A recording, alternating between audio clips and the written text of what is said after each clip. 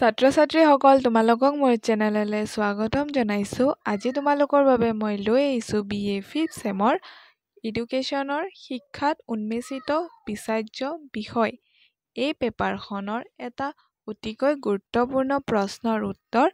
আহা আমি ভিডিঅ'টো আৰম্ভ কৰোঁ।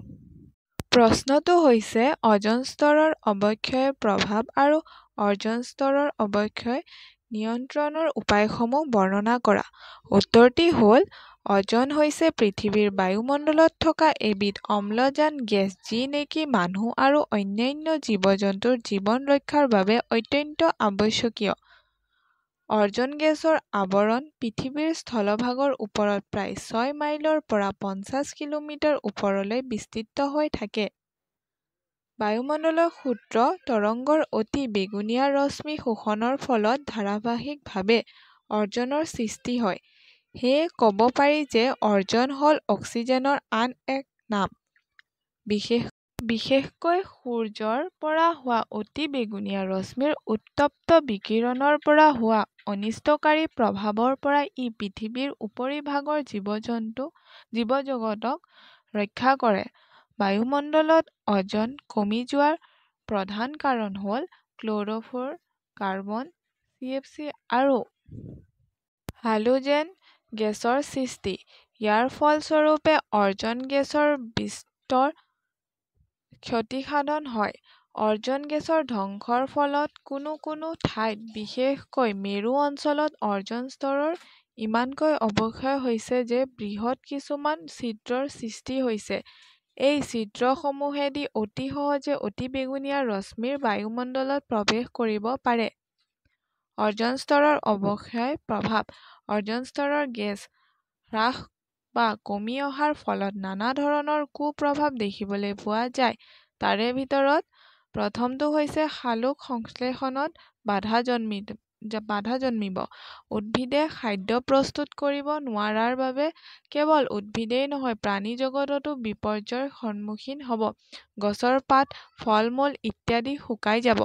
দ্বিতীয়তে উদ্ভিদৰ বংশগতিৰ প্ৰক্ৰিয়াত বাধা জন্মিব। ফলত উদ্ভিদে নিজৰ প্ৰজাতিৰ বৈশিষ্ট্য হেৰুৱাব আৰু তাৰ ফলত নিজৰ বংশগতিৰ পৰম্পৰা বজাই ৰখাত অসুবিধাৰ সৃষ্টি হ'ব।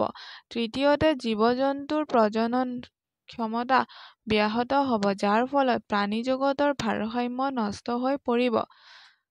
4 নম্বৰ পইণ্টটো হৈছে বিভিন্ন ধৰণৰ শস্যৰ উৎপাদন কমি আহিব।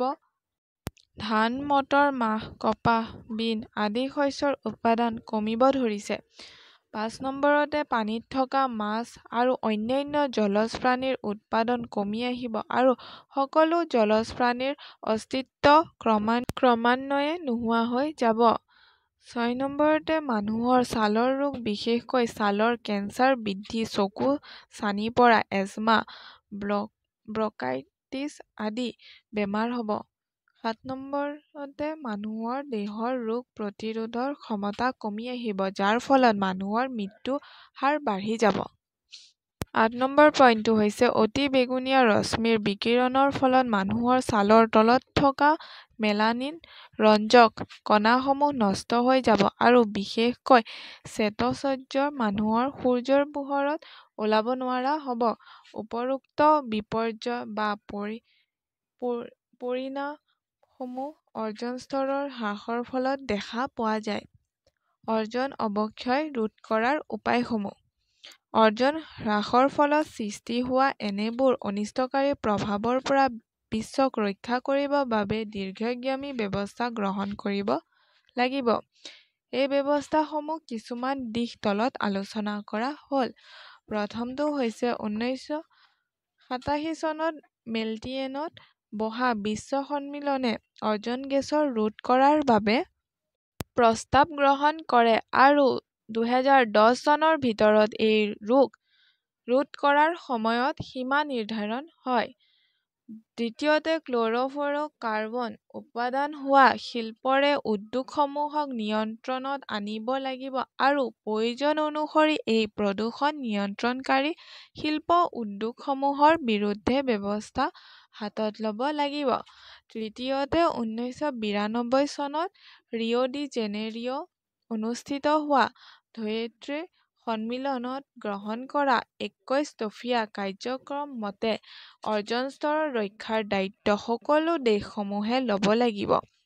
চতুৰ্থতে প্ৰতিখন দেশৰ চৰকাৰে কেৱল সকলো ধৰণৰ উন্নয়নমূলক কামৰ পৰিৱৰ্তে মানুহৰ দুখ কষ্ট লাঘৱ কৰিবৰ বাবে ব্যস্ত থাকিব লাগিব।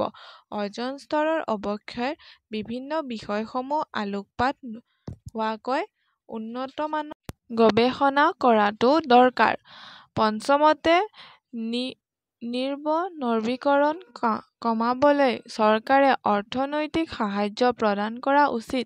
যিহেতু গছ-গছনি ধ্বংসই যথেষ্ট পৰিমাণে কাৰ্বন ডাই অক্সাইড প্ৰস্তুত কৰে, সেয়েহে ইয়াক কমাবলৈ অৰ্থনৈতিক সাহায্য দিয়াটো প্ৰয়োজনীয়। ষষ্ঠতে অৰ্জন স্তৰৰ হ্ৰাস কমাবলৈ আন্তৰ্জাতিক সংহতি আৰু সহযোগৰ বাবে দৃঢ় পদক্ষেপ হাতত লোৱাটো অতি প্ৰয়োজনীয়। সপ্তমতে পাৰিপাৰ্শ্বিক অৱনমনৰ এনে বিষয়সমূহ সম্বন্ধে প্ৰতিবন্ধকতা সৃষ্টিৰ উদ্দেশ্যে মানুহক সজাগ কৰি তোলাৰ লগতে কাৰ্যকৰী পদক্ষেপ গ্ৰহণ কৰা। ওপৰত উল্লেখ কৰা বিভিন্ন পদক্ষেপসমূহ গ্ৰহণ কৰি অৰ্জন হ্ৰাস প্ৰতিৰোধ কৰিব পৰা যায়। ধন্যবাদ।